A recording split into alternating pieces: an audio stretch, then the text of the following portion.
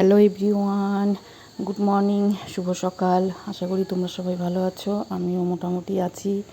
তো এই যে চুল টুল বাঁধছি, রেডি হয়ে নিয়েছি একবারে। এখন যাচ্ছি একটু মন্দিরে, হনুমানজির মন্দিরে, আমি আর হাজব্যান্ড। তো মন্দিরে পুজো দেব, সেটা তো আছেই আমার। তাছাড়াও আজকের দিন, এই দিনই আমি এই পৃথিবীতে আসছিলাম। তো এসে যে কি এমন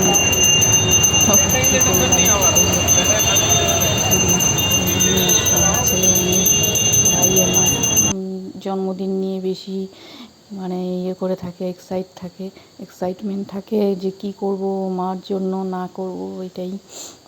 তো মন্দিরের এই যে আমি তোমাদেরকে দেখাতে পারলাম না হনুমানজির দর্শন, কারণ এই সময়টা ভোগের সময় হয়ে গিয়েছিল।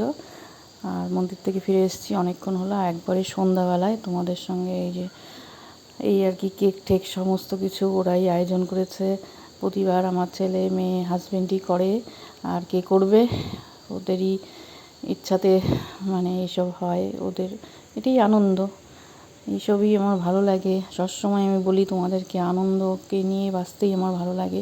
কারো কাছে কিচ্ছু চাই না, একটু আনন্দ, ভালোবাসা আর শান্তি, এই তিনটার খোঁজেই আমি সেই হয়ে গেল এতগুলো বছর আমার।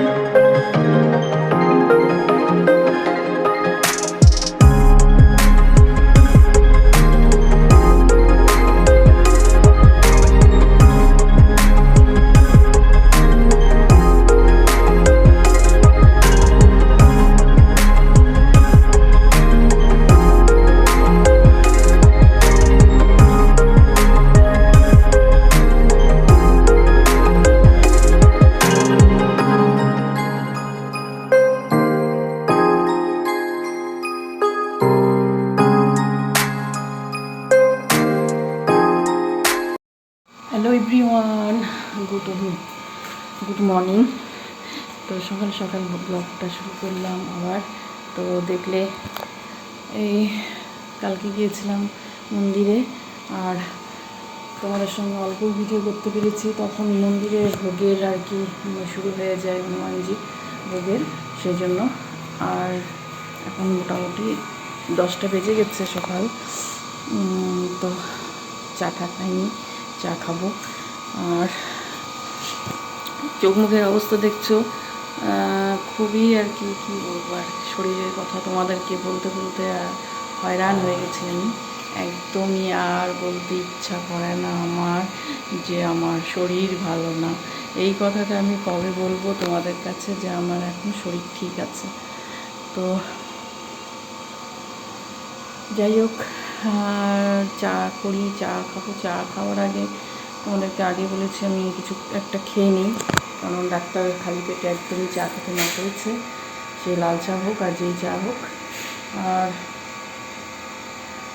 আস্তে আস্তে সব তোমাদেরকে আগের ব্লগে বলেছিলাম, আস্তে আস্তে সমস্ত জিনিস শিফটের জন্য আস্তে আস্তে সমস্ত গুছাচ্ছি।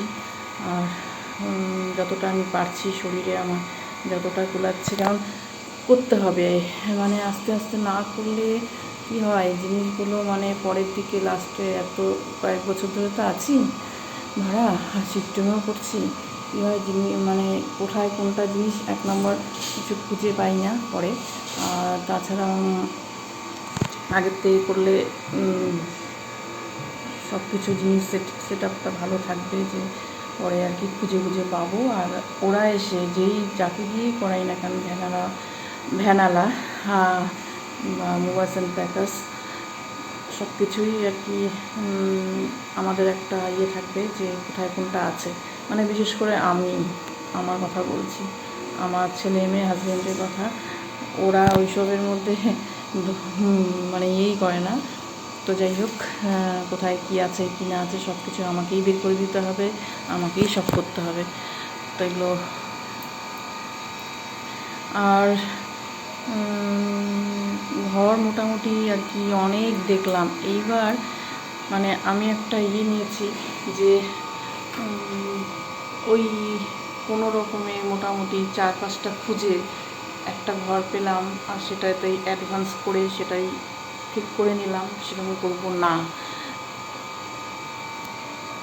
করব না। তো যখন আরও 2-4 বছর রেন্টে থাকতেই হবে, মানে ভাড়া বাড়িতে থাকতেই হবে, তো কেন আরও বেশি খুঁজি না, তাই না? আর এটার কাজ আমি আগেও করেছি, অনেক খুঁজে সেটা অনেক অ্যাপ দেখেছি মোবাইলে, সেটার থেকেও বের করেছি, সেগুলো আগেও করেছি।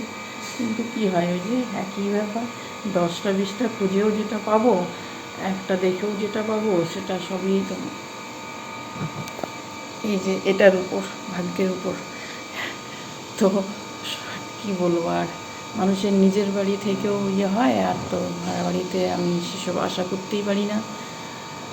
তো যাই হোক, মোটামুটি আর কি দেখি একটা তো শুরু করতেই হবে, অন্তত মিনিমাম এরকম 7 মাস চলছে আমার। এই যে 2025 আর 26-এ একটা বাড়িতে 7 মাস, একটা বাড়িতে 2 মাস, এখানে তো 2 মাসই হলো, 3 মাস হলো। হ্যাঁ, তো কিছু করার নেই। আমার হাজব্যান্ড পর্যন্ত আমাকে বলতে থাকে এই 2 মাস করে ছাড়বো। প্রবলেম কিন্তু সব জানে, এমন না যে কিছু জানে না, বাইরের লোক তো জানে না, কিন্তু আমার যে 3টা লোক আছে সবই জানে যে কী হচ্ছে না হচ্ছে। আর আমি তো নিজে এগুলো এক্সপিরিয়েন্স করছি, ওরাও করছে, তো তোমাদের আগেও বলেছি। তো এইভাবে কী বলবো, আর ওটাই সমস্যা। আমাকেই এগুলো সমস্ত কিছু ভুগতে হয়, আমাকেই এইসব প্রবলেম যেগুলো হচ্ছে, প্রবলেমের যেগুলো তৈরি করছে, সেগুলো আমাকেই সব কিছু করতে হয়। একরকম সমস্ত কিছু ভোগ করতে হয় আমাকে। তো টোটালটা মানে কথা বলছি সব কিছুরই, বাড়ি শিফট থেকে শুরু করে একটা বাড়িতে যাওয়া। তো তোমরা তো দেখেছো আগাগোড়াই কীরকম আমি বাড়ি ঘর গুছিয়ে রাখতে ভালোবাসি। এই ভাড়া বাড়িতে এসেও সেটাকে নিজের মনে করে, সেটা যদিও বাড়িওয়ালা নিজের মনে করতে দেয় না, সবসময় বুঝিয়ে দেয় যে না তোমরা ভাড়া থাকো। তো যাই হোক, সবাই তো আর সমান হয় না। আমি এখনও দেখছি, অনেক আগেও দেখেছি, আমি বলেছি তোমাদেরকে, আমার শ্বশুরবাড়িতে 2-4টা ভাড়া ছিল। তারা একেবারে মানে মনে হতো আমার শ্বশুর শাশুড়িকে তারাই হচ্ছে ভাড়াটিয়া, তারাই রেন্টে থাকে, আর ওই ভাড়া যারা থাকে তারাই নিজের বাড়ি। মানে যেভাবে আমি বিয়ে হয়ে আসার পর দেখছিলাম, মানে কি বলবো, ওদেরকেই মনে করেছিলাম ওদেরই বাড়ি মনে হয়, আমি তো তাই মনে করছিলাম। তো যাই হোক, সবার কপাল তো আর সেই না এরকম হবে। তো যাই হোক, এগুলো কথা, পুরোনো কথা আর ভালো লাগে না বলতে। যেটা আমি নতুন বর্তমান নিয়েই ভালোবাসি বাঁচতে, ভবিষ্যতেরও অত চিন্তা করি না, ফিউচারের কথা। তো এই তো আর কি, শিফটিংয়ের কিছু গুছিয়েছি, তোমাদের দেখাচ্ছি। আবার যবে বাড়িটা ঠিক হবে, একদম ফাইনাল হবে, সেটাও তোমাদের দেখিয়ে দেবো। আর তোমরা তো সবসময় আমার সঙ্গে আছোই, তোমরা আমার ব্লগ দেখো, সে 10 জন 15 জনই হোক না কেন, তোমরা দেখতে থাকো। আর এইভাবেই আর কি আজকের ব্লগটা শেষ করলাম। আর বললাম যেটা, এখনও কিছু খাইনি, খালি থাইরয়েডের ওষুধটা খেয়েছি, জল। আর মেয়ের তো সামার ভ্যাকেশন চলছে, মানে আমার এই বছরের সামার ভ্যাকেশন এই ঘরে শিফট করতেই চলে যাবে। এইবার এই স্কুলে 1 মাসের ছুটি পেয়েছিলাম, 1 মাসের ছুটি দেয় এই নতুন যে স্কুলে ওকে অ্যাডমিশন করিয়েছি। তো 1 মাসটা একদম বরবাদ, একে তো শরীর অসুস্থ, এইসব টেসব নিয়েই যায়, তার মধ্যে আবার এই একটা নতুন, এটা করতেই সময় শেষ। তারপর স্কুল খুললেই আমার মেয়ের এক্সাম। তো যাই হোক, কিছু করার নেই। আজকের ভিডিওটা আমি এখানেই রাখছি। আশা করি তোমরা সবাই ভালো আছো, এইভাবে ভালো থাকো, সুস্থ থাকো। গরম তো পড়েছে, আর গরম পড়বেই, গরম দিনে তো গরম পড়বেই, কিছু করার নেই। তো খুব বেশি গরম আমিও সহ্য করতে পারি না। মোটামুটি গরম সামার সিজন যেটা অল্প অল্প গরম থাকে সেটা খুব ভালো লাগে আমার। কারণ আমি তোমাদের বলি, আমি নিজেই সব কাজ করি, ওই জন্য আমার ঠান্ডাতে আমি কোনো কাজই করতে পারি না। গরমের দিনে আমি অনেক কাজ করতে পারি। তো আজকে ভিডিওটা এখানেই রাখছি। তোমাদের সবাইকে বাই বাই জানিয়ে সুস্থ থাকো, ভালো থাকো, আবার আমার ভিডিও দেখতে থাকো। আর একটা ভিডিও নিয়ে আমি চলে আসবো। তো এই যে রান্নাঘরের যেগুলো সমস্ত বাসন, ডাব্বা ঠুব্বা, কৌটা ঠৌটা যেগুলো বলে, সমস্ত আছে। আর এগুলো আমি একটা মানে এই যে এরকম বড় বস্তার মধ্যে রেখে দিই। আর কিছুটা তো কার্টুনে ভরাবো, আমি নিজেই ভরিয়ে রেখে দিই, কারণ জানি না কাকে বলবো, না ভ্যানালা না মুভাস অ্যান্ড প্যাকাস, দেখি আগে চিন্তা ভাবনা করবো তারপরে। তো একদিন দুদিন আগেই তো ঠিক করবো ওদেরকে। আর এই যে রান্নাঘরে লিমিটেড জিনিস রেখে দিয়েছি, যতটুকু আমার প্রয়োজন, একদম প্রায় খালি করে দিয়েছি। আর ওখানে দেখাচ্ছি বেসিনে এক গাদা বাসন পড়ে আছে, ওগুলো মাজতে হবে। আর এই যে এখানে মাইক্রোওভেন, মোটামুটি সব জিনিসই এগুলো গুছিয়ে নিয়েছি। আর এখন বাকি আছে আরও জামা কাপড়, এগুলো গুছাবো। মোটামুটি ধরে নাও 1 মণ 2 মণ জামা কাপড় ধুয়ে তো রেখেছি। হ্যাঁ, এখানে ছাদের মধ্যে জামা কাপড় মেলতে দেয়, তো তাও আর কি সমস্যা আছে কিছু, কি বলবো তোমাদের।